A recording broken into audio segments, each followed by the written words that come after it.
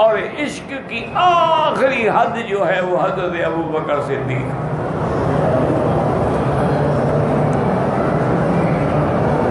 واقعتاً حضرت صدیق و صداقت کا مجسمہ تھا.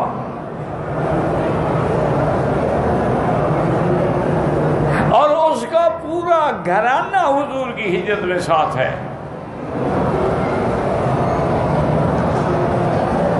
جب حضور اور سیدنا ابو بکر چلے گئے تو ابی قحافہ جو تھے والد تھے حضرت ابو بکر کے.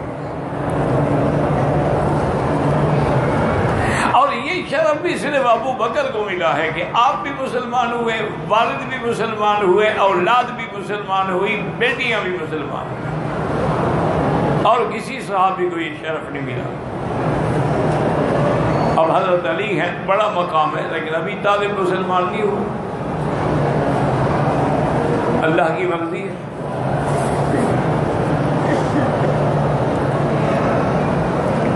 تو اب اس امتحان ہجرت میں یعنی صدیق کا پورا گھرانہ، آپ کا غلام عامر ابن فہیرہ، آپ کا بیٹا عبداللہ ابن ابی بکر، آپ کی بیٹی اسماء، سب آئے، سب اس میں شریک ہیں.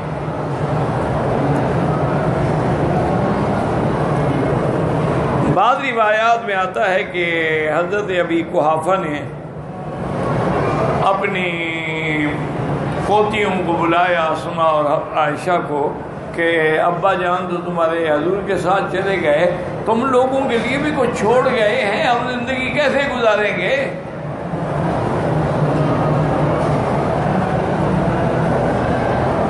تو دونوں بیٹیاں، دونوں بہنیں بڑی ذکی تھیں.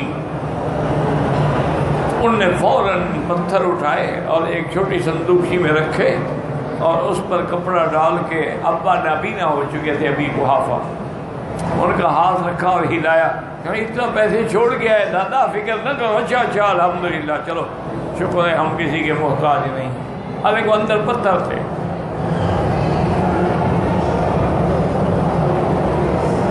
اور یہ قربانی بھی صدیق کے گھرانے کو دینی پڑی کہ جب ابی جہل ناکام ہوا، حضور چلے گئے، اندر سے حضرت علی نکلے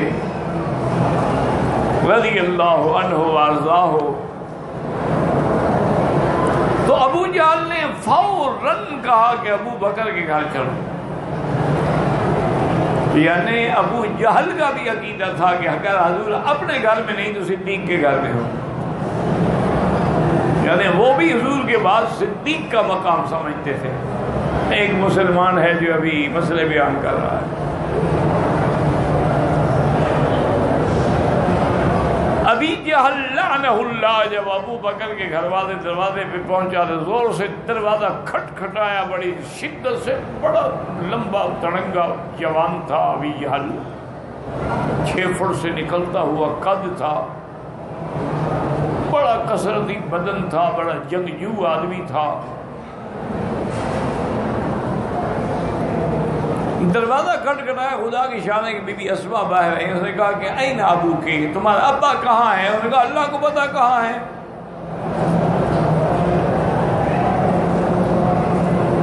غصے میں ابی جہل نے تھپڑ مارا.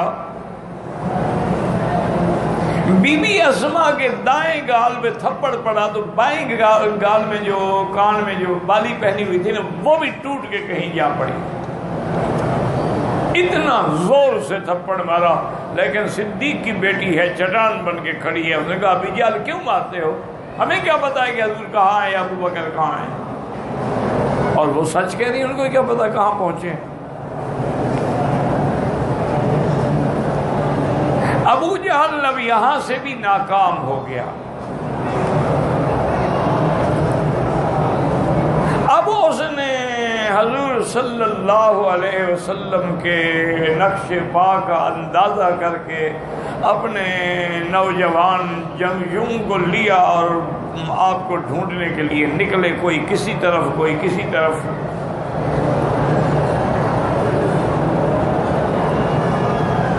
یہ کچھ واقعات جو ہے نا وہ صحیح حدیثوں میں ہمیں نہیں ملتے ہیں، کتابوں میں تو ہیں، آثار میں ہیں.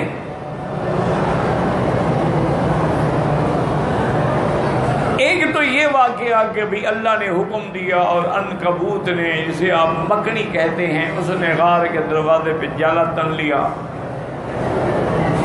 ایک کبوتری کو حکم دیا تو اس نے فوراً آ کے وہاں اسی غار کے اوپر بیٹھ کے انڈا دیا. اسی طرح سیدنا ابو بکر جب غار میں تشریف لے گئے، ساری غار صاف کر دی. ایک غار کے اندر سوراخ بچ گیا تو وہاں اپنی ایڑی رکھ کے بیٹھ گئے اور سامنے ڈس گئے. یہ واقعات کسی صحیح حدیث میں نہیں ہیں. اصل مشکل تو یہی ہوتی ہے نا جی کہ جب کوئی واقعہ ہو نا تو بڑھا دیا ہے ذیب داستان کے لیے. کچھ اس میں کسی بڑھائے بھی جاتے. اب دیکھیں نا سیدنا حسین کی شہادت ایک عظیم واقعہ ہے، تو اگلوں نے تو اتنا بڑھایا ہے نا کہ بھی آپ کا جب تلوار کا وار کیا ہے دلجوشن نے تو اتنی دفعہ تلوار آگے، اتنی دفعہ، یعنی تم تلوار دیکھ رہے تھے، گن رہے تھے. ایسا بے ایمان راوی کی روایت بھی قبول ہے.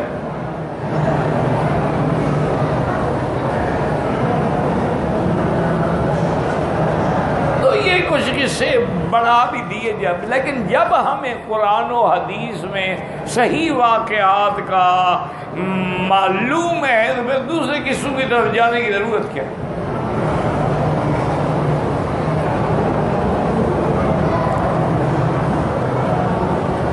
کافر ڈھونڈتے ڈھونڈتے ڈھونڈتے پہاڑ کی چوٹی پہ پہنچے.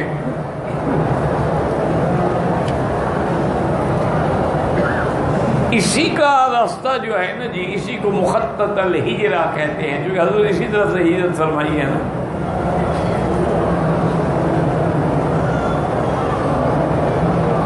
جب اوپر پہنچے غار کے، حضرت ابو بکر نے بھی محسوس کیا، پریشان ہو گئے، غمگین ہو گئے کہ یا رسول اللہ دشمن تو بالکل سر پہ آ گیا.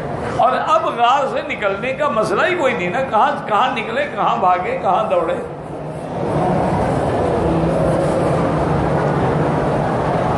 بہرحال صدیق کی صداقت اپنا مقام ہے، لیکن نبی کی نبوت کا اپنا مقام ہوتا ہے.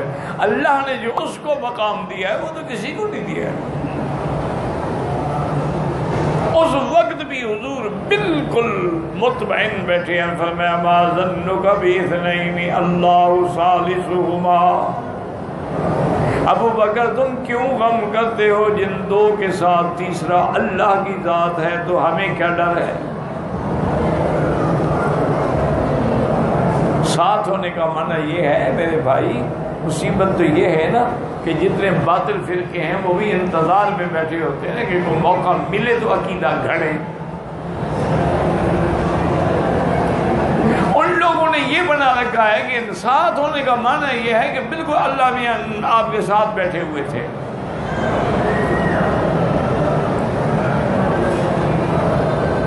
یا جیسے فرقہ حلولیہ جو ایک باطل فرقہ ہے، گمراہ فرقہ ہے، ان کا عقیدہ ہے کہ اللہ حضرت علی کے اندر حلول کر گئے ہیں. اب دیکھنے میں تو علی ہے لیکن اصل میں مولا علی ہے. اسی لیے انہوں نے نعرہ بھی یہی بنایا ہوا ہے، مولا علی مدد، یا علی مدد. جو کہ اللہ کو پکارنے کی ضرورت، اللہ تو حضرت علی میں ہے، وہ اللہ کو کہاں سے پکاریں؟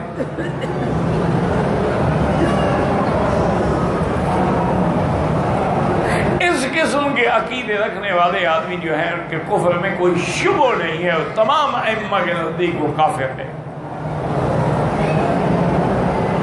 اچھا، شیعہ نے جو حضرت علی کے اندر مانا ہے، حضرت حسین میں، حضرت حسن میں، باقی اہل بیت پہ تو نہیں مانا، لیکن ہمارے لوگ جو ہیں یہ 2 قدم اور آگے بڑھ گئے. انہوں نے کہا اللہ خود پیر کے اندر ہے. اب اگر 10 پیر ہیں تو 10 خدا ہو گئے نا. لیکن ظاہر میں ہے پیر فرید، باطن میں ہے اللہ.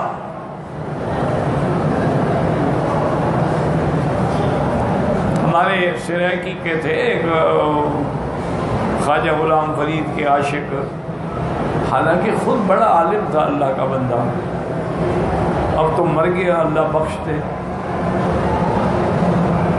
خود وہ اچھا خاصا مولوی تھا، عالم تھا، لیکن بس حضرت خواجہ صاحب سے عشق تھا، تو ان کے عشق میں اس نے سریکی زبان میں لکھا تھا کہ چاچن وانگ مدینہ نسدم کوٹ مٹھن بیت اللہ. خواجہ صاحب کا گھر تھا نا کوٹ مٹھن میں یا چاچڑا میں, تو چاچڑ وہاں تو مدینہ بن گیا. کوٹ مٹھن بیت اللہ, ظاہر وچ ہے پیر فریدن, باطن وچ ہے اللہ. لا حول ولا قوت الا باللہ. اور تو کوئی جواب نہیں.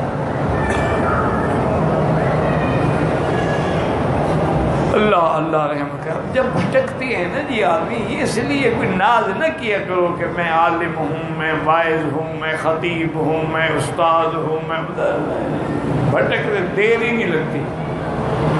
اور ہمیشہ ڈوبتے بھی وہی ہیں جو تیرتے ہیں. جس باہر سے دریا کے باہر کھڑا ہو اسے کیا ڈوبنا ہے. یہ جو اپنا قادیانی کو نبی بنانے والا تھا, یہ بھی تو مولوی تھا, نور الدین, حکیم نور الدین کے نام سے بڑا مشہور تھا. بہت بڑا عالم تھا بدبخت, قرآن پہ بڑی نظر تھی ظالم کی, لیکن گمراہ ہو گیا. اور جب گمراہ ہوا تو قرآن کی 33 آیات سے نعوذ باللہ مرزا کی نبوت ثابت کی.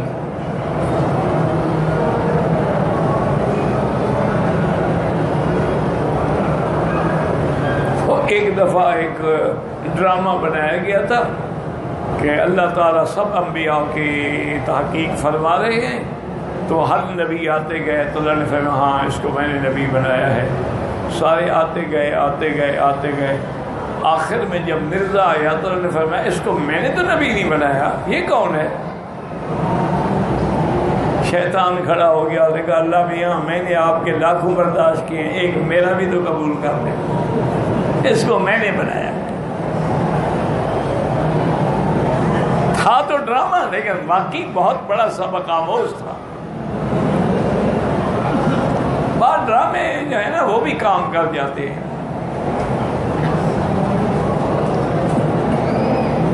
اس لیے اب آپ دیکھیں کہ سیدنا صدیق کا پورا گھرانہ اس کے رسول میں ہے.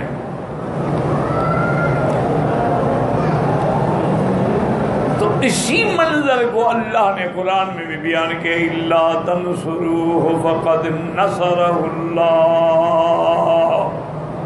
اللہ نے فرمایا تم میرے مدنی کی مدد نہ کرو لیکن اللہ مدد کریں گے. اذ اخرجہ الذین کفروا, جب آپ کو کافروں نے نکالا مکے سے, معلوم ہوا کہ مکے سے نکالنے والے کافر تھے اور جانے والا ایمان والا تھا. اذ اخرجہ الذین کفروا ثانی اثنین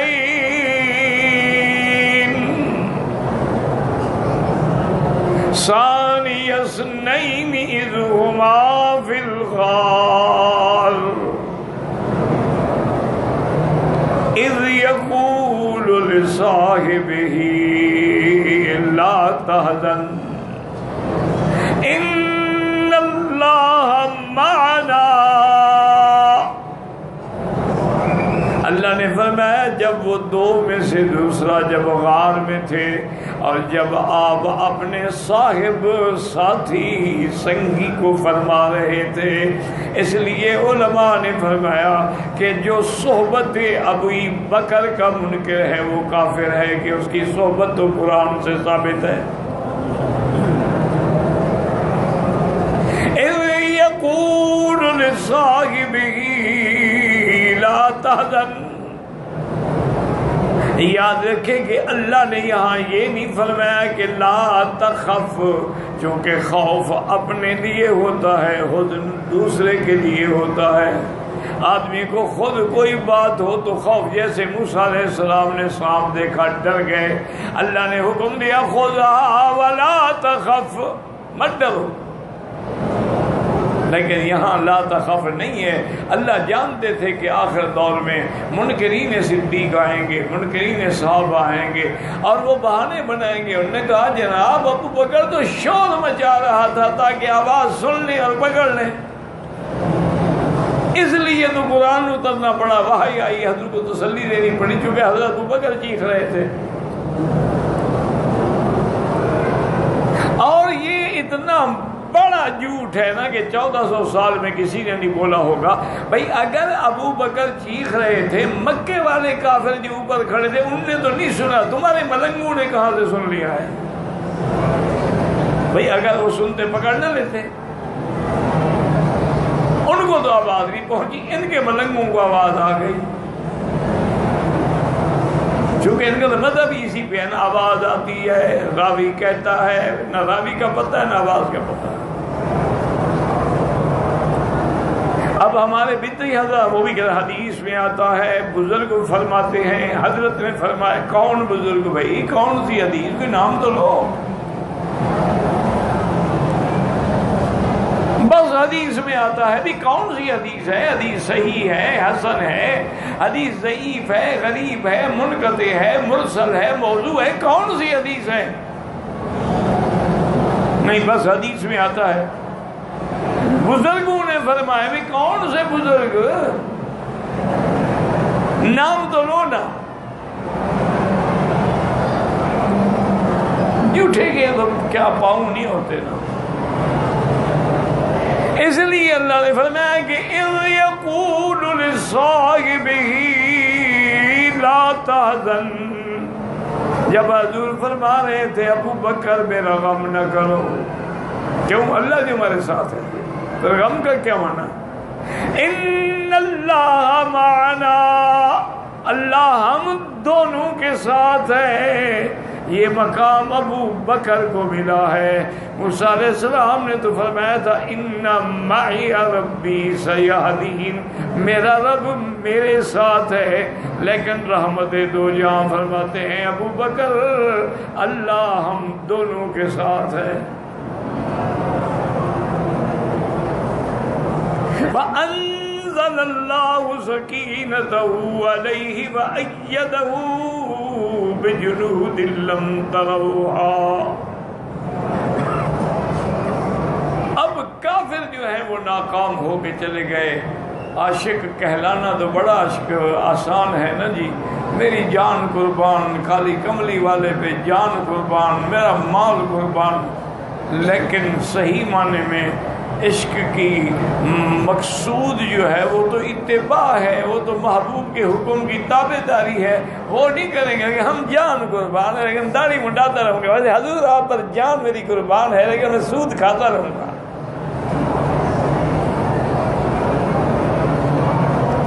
یہ تو پتہ نہیں کون سے مسلمان ہیں. اللہ ہدایت دے بس.